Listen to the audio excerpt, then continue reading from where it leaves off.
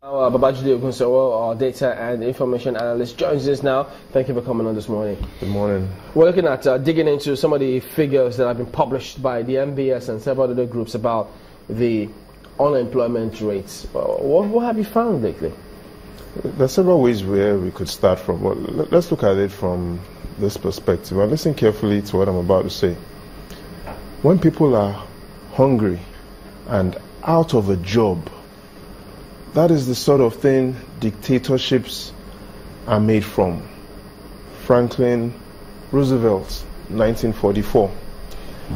Going by several of Roosevelt's biographies, if you were here today, how would he describe the unemployment situation in Nigeria? And I think he will say we are fighting two wars. Two wars. On one side of the battlefield is the several millions and millions of Nigerians that are looking for jobs. People that are coming into the labor force, but they are insufficient jobs. That's on one side. On the other side, you have people quitting their jobs. So we'll quickly talk about people quitting their jobs before we talk about this unemployment situation. Why are people quitting their jobs? And we can find the answer in this. The whistle? The whistle. It's a whistleblower. So we need to ask ourselves, is the whistleblower policy an anti-corruption policy or a job creation policy? Now let me make myself very clear.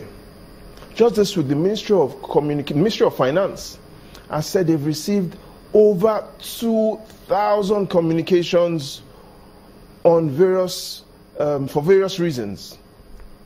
Again, they've said this time around they've released 387.5 million naira to 20 people. That's an average Chamberlain of 18.8 million naira per person, an average of 18.8 million naira per person. So let's put it all together. On one side, we've gotten an average whistleblower getting 19 million naira. Now, the federal government, through the Debt Management Office, also has this 3-year savings bond that has been priced at 14.189%. So as a wise whistleblower, rather than take your 19 million, if you invest your whistleblower's fund in even the FGN savings bond, you'll be getting approximately 220,000 naira every month as interest. Depends on which platform you choose. Depends on which platform you choose. But here's why 220,000 naira is big for anybody looking for a job. Even though we know a lot of public officials make more money from under the table payments and ESTA codes and all sort of allowances, let's look at their salaries. A state governor, his official salary is not even up to 220,000 naira. Neither is the Senate President or the Speaker of the House of Reps. So as a whistleblower, as a wise whistleblower, you potentially can make more money than the Senate President. And so people are quitting their jobs. But let's look at those. Is that the reason why they are quitting their jobs? Because there's a lot of money to be made from blowing the whistle. Yeah, moreover, there are insufficient jobs. But those security guys, before they get happy, those officials have ESTA codes, security votes. They have a lot more, so the salary is nothing to them. Well, the salary is nothing to them. But then we also have information that less than 3% of Nigerians earn 200,000 naira per month. So potentially, the whistleblower's policy is not only an anti-corruption policy, it clearly now shows that the whistleblower has huge potential to be a job creation policy. Just blow the whistle. So people are quitting their jobs for blowing whistles. But then there are some that don't have sufficient jobs.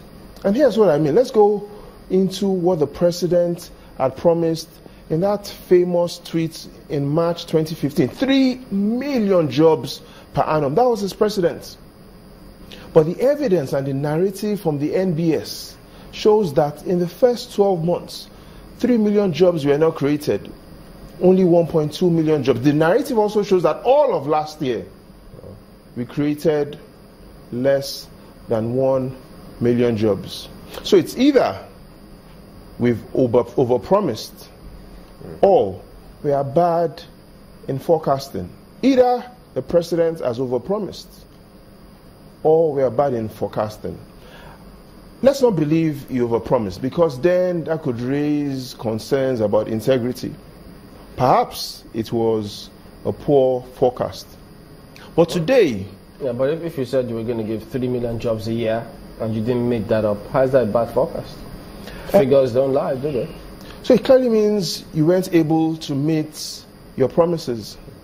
And again, it makes us ask, was it an intentional overpromise? Did the economy have the potential to support 3 million jobs per annum even before we came into a recession?